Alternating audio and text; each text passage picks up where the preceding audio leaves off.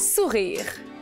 Un jour, quand j'étais petite et triste, mon grand frère m'a dit « Souris, tu vas voir, ça va te rendre heureuse. » Puis je l'ai trouvé vraiment nono. Mais plus les années passaient, plus je repensais à son conseil que j'avais trouvé quétaine et simpliste, plus je me disais « Ouais, peut-être qu'il n'y avait pas tort. Ça n'a jamais fait de mal à personne de sourire. » Ben cette théorie-là du sourire qui déclenche le bonheur, ça me fait penser aux gens qui disent que de faire un câlin d'au moins 20 secondes à quelqu'un qu'on aime quand on se sent pas bien, ça peut nous aider à nous sentir beaucoup mieux.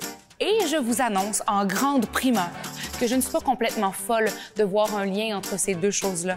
Parce que dans les deux cas, notre cerveau sécrète de l'ocytocine. Hein?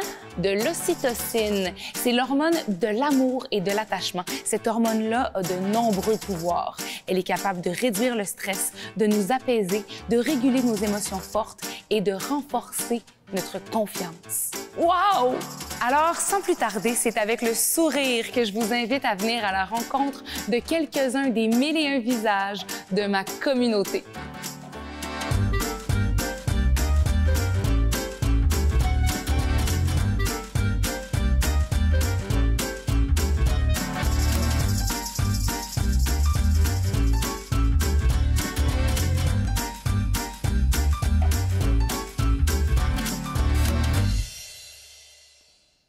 Chantois, ça a commencé, une belle-sœur qui m'a amené, qui dit « Tu devrais faire le clown ».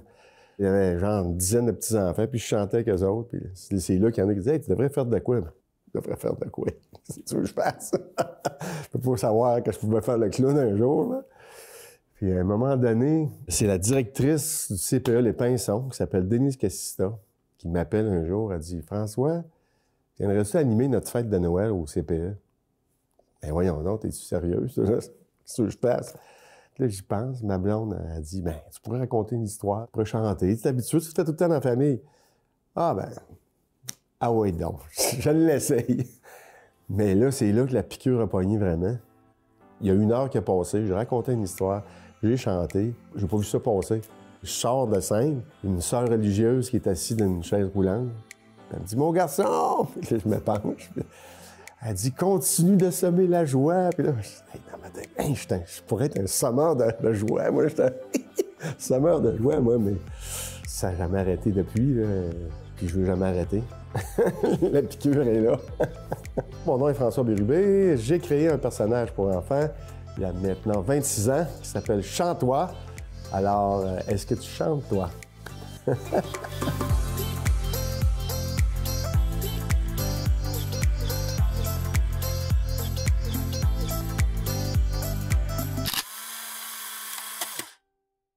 C'est ma conjointe qui a trouvé mon nom parce que je chante tout le temps.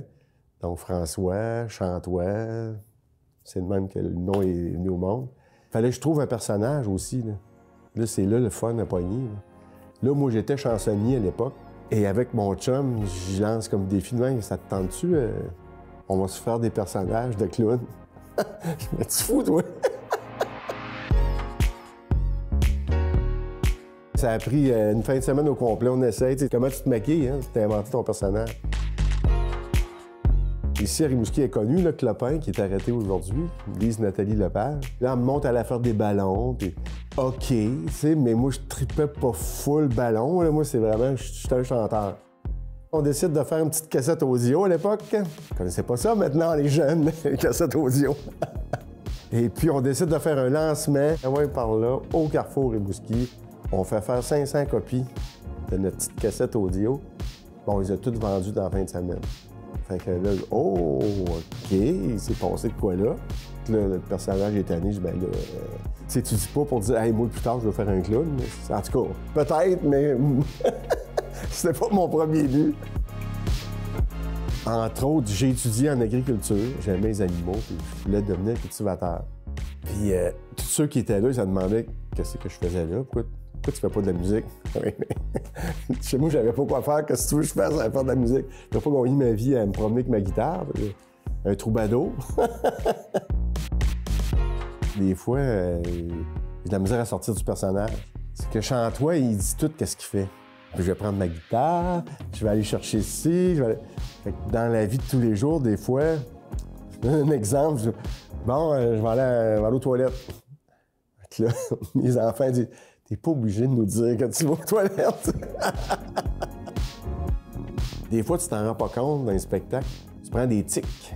Je faisais souvent, tu sais, sans le micro. Puis... Bon, là, les amis, là... Mais je m'en rendais pas compte. À un moment donné, le technicien, il dit, bon, je vais vous imiter Chantois. Il a mis mon chapeau, là, il s'est mis à m'imiter. Puis là, bon, là, les amis, là... Puis là, OK, je fais-tu vraiment ça autant que ça? Tout est propice à une chanson pour moi, ça, c'est sûr. Ma conjointe, avec les enfants, elle fait des biscuits en bonhomme, des bonhommes pain d'épices. Ben là, ça fait une chanson, ça. Bonhomme pain d'épices, oh là là. Bonhomme pain d'épices, oh là là. Bonhomme pain d'épices, oh là là. Bonhomme pain d'épices, oh là là. La la. Les spectacles de Chantois, ça s'adresse vraiment au public préscolaire. Donc, moi, je dis 0-6 ans. Le beau de l'affaire, c'est que mon public se renouvelle tout le temps. Je pourrais faire le même spectacle toute ma vie, mais mentalement, je deviendrais peut-être atteint. Donc, c'est mieux de changer de spectacle de temps en temps. Ça va faire bientôt 9 ans que je travaille au Manoir de Génération. Eux autres, ils chantent, ils aiment ça chanter. Là. Spectacle de Chantois avec les personnes âgées et les enfants. Merveilleux. On a du fun. Je pense que ça va rester tout le temps. Tant que je vais être capable, quand je serai plus capable ou que je vais être de même, bien, je vais créer un autre personnage. Ça sera Papy Chantois. C'est mon album que j'ai fait qui s'appelait Sourire, une chanson qui s'appelle Monsieur Bonheur. Il y a des enfants qui, des fois, qui m'appelaient ou des parents. Hein, c'est Monsieur Bonheur. Monsieur Bonheur, papa. C'est vraiment mon but dans la vie. Si je suis capable d'avoir un sourire par jour, au moins, minimum. T'arrives de quoi de dur? Oui, c'est sûr, c'est dur sur le coup, mais c'est pas long que je reviens d'abord. C'est trop beau, il y a trop de belles affaires pour s'apitoyer. Dans le fond, moi, je me suis donné ça comme but à un moment donné. C'est vraiment ça le but, d'aller porter du bonheur partout. C'est ça, dans le fond, mon travail, c'est d'aller porter du bonheur. Hein.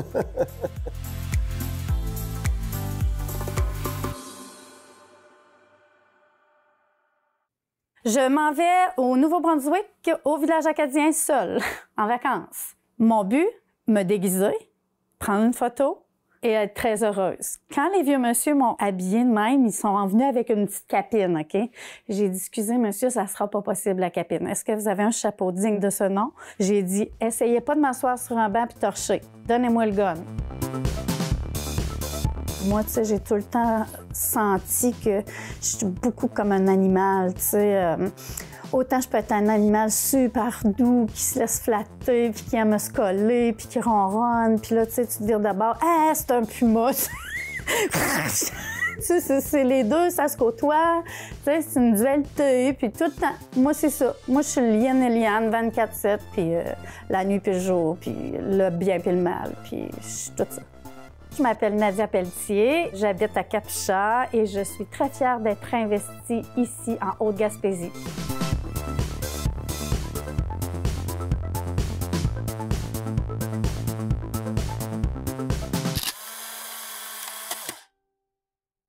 Hey, moi, là, dans mon char ou dans ma maison, tu pourrais pas avoir d'indice de c'est quoi son travail à elle. Personne pourrait dire « Ah, elle est enseignante, regarde, il y a de la correction. » Non, il n'y en a pas de correction. Ma correction est à l'école, tu sais. Moi, je prépare pas des affaires à la maison, puis je plastifie pas des... Non. J'y pense juste quand je suis là. Quand je suis là, je suis là. Puis quand je suis plus là, je suis plus là. Moi, je suis devenue enseignante par accident parce que j'ai jamais aimé l'école. J'aime pas ça, être avec des adultes. Je trouve qu'avec les enfants, ça y va. Moi, je dis tout le temps que c'est moi la pire dans la classe, puis c'est vrai, tu sais, les enfants, ils sont pas capables de m'accoter, là, ça n'a pas d'allure, là. J'en ai tout le temps qui disent « Bonjour, professeur! » Puis, des livres, j'en lis 8 en même temps, parce que, hein, pas rien que ça à faire, moi, là, lire rien qu'un livre. Pour ma première année de cégep, j'avais tout fait mes démarches toute seule, sans le dire à personne. Puis je suis partie en taxi. J'étais jamais allée à Québec de ma vie. Ils m'ont débarqué là. Je restais avec 4 petites sœurs. Il y avait une chapelle là-dedans. Puis le dimanche, on pouvait aller à la messe. Là. Voyons donc, moi, j'étais possédée, tu sais. Hey, je sacrais comme une déchaînée. Mais je passais mes soirs avec les sœurs, les 4 mamies. J'adorais ça. Ça tricotait, ça faisait du casse-tête. Moi, la gueule m'arrêtait pas, puis je me berçais, puis je lui racontais toutes sortes d'affaires. Je les adorais. Quand la pandémie a commencé, avec ma très grande amie Lise André, on s'est mis sur le projet de faire des aquarelles. Elle avait tout, elle, pour faire de l'aquarelle, je pense. Puis on a sorti ça un soir. On n'a jamais arrêté. On riait de ça parce qu'on se disait « Crème, on est-tu drogués? » On n'était plus capable d'arrêter. On buvait de la tisane, ça n'arrêtait plus. Tu sais, nous autres, on buvait de la tisane. On buvait de la tisane compulsivement, là, à camomille avec des chips. Puis quand tu dis, là, on voyait même plus le temps passer, on était non-stop là-dedans. Puis Pinterest, je peux te dire que ça roulait. On disait toujours, on va avoir une business. Mais crème, on en a une. Ça s'appelle Rondin Gaspésien.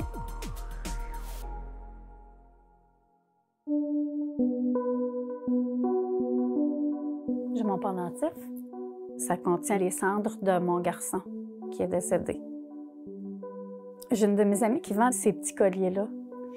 Puis c'est les mois de l'année, là. Puis selon ton mois de naissance, bien, il y a une fleur qui est attitrée à ton mois de naissance. Je voulais prendre octobre, mais tu sais, c'est pas pour la naissance, hein, c'est pour la mort. Fait que j'ai pris octobre.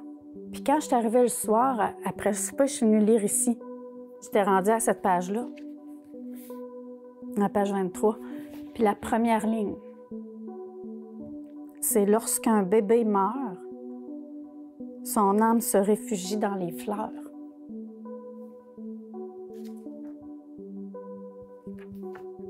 C'était écrit ça. J'ai écrit « Je lis cette phrase aujourd'hui. Alors que j'ai fait la chasse cet après-midi d'une chaîne portant l'image de la fleur du mois d'octobre, je l'ai choisie pour Mathieu, mon garçon, mort le 2 octobre 2011. » Les choses les plus dures que j'ai vécues dans ma vie, je l'ai souvent imaginé ça comme une grosse pilule que tu n'arrivais pas à avaler. Je la mets sur ma table de chevet, puis j'essaierai demain matin. Puis à un moment donné, ben, elle vient de la grosseur d'une pilule que tu pourrais avaler. Ça m'a aidée, c'est fou, là, parce que moi, j'étais très agressive, là. J'avais une grande violence à l'intérieur de moi. Puis je voulais pas avoir d'enfant tant que je portais cette violence-là. Je savais que j'avais des capacités, mais je savais pas quel chemin prendre pour les faire valoir. Tant qu'à faire quelque chose, ben, il fallait vraiment miser à la bonne place. Puis je pense que c'est avec les enfants, ça. C'est l'avenir. Je leur disais, je suis pas enseignante parce que j'aime l'école, franchement, là. Je suis là juste pour vous montrer combien c'est important d'avoir quelqu'un qui croit en vous. Moi, je suis là pour ça. Pour que tu te rendes compte que tu avais tout ce qu'il fallait depuis le début. Moi, je vois jamais ça comme si la vie me souriait ou que la vie me sourit plus. Parce que la vie, c'est tellement pas facile, puis en même temps, c'est tellement des fois exceptionnel. C'est tout ça mélangé ensemble. Tout est possible, puis ça arrive pour vrai.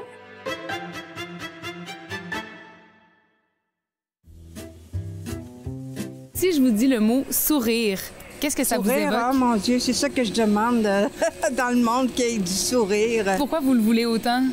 Parce que c'est le bonheur. Tout le monde cherche le bonheur. Et puis, juste un petit sourire à une personne en se levant le matin, là, quand on passe au coin de la rue, ça fait la journée de la personne, je trouve. Un beau sourire, c'est tellement important. Je veux dire, on le voit tout de suite, là, ça rend heureux quand on sourit. Mais est-ce que c'est sourire qui nous rend heureux ou c'est parce qu'on est heureux qu'on sourit? Ça indique la personne de bonne humeur puis en santé. Oh mon Dieu, moi quand j'étais jeune, c'est ma grand-mère, elle achetait des patates en sourire. Je sais pas si t'as connu ça. C'est comme une patate frite, là, mais une face de sourire. On mangeait ça, mes cousins puis moi, puis on repartait de là, on avait tout le temps le sourire. Je revenais d'une année de voyage, puis quand je suis revenue, mes parents étaient rendus à Laval, puis j'étais pas très bien, disons, dans cette métropole quand je venais de voir des paysages de l'Ouest, la Californie. J'ai vraiment fait le tour de l'Amérique du Nord, donc j'étais un petit peu maussade, disons. Puis ma mère a décidé d'appeler son meilleur ami, qui était le directeur général à ce moment-là du Festival de musique du bout du monde à Gaspé. Puis elle lui a juste posé la question, aurais-tu besoin d'une Marie-Lou manuelle et des brouillards? Elle a dit pas de problème, envoie-moi là. Fait que je me suis retrouvée pour un contrat de 2 semaines ici, puis c'est à ce moment-là que j'étais tombée en amour. Mon nom, c'est Marie-Lucie Tremblay, casse-cou jusqu'au bout, néo-gaspésienne depuis bientôt 5 ans.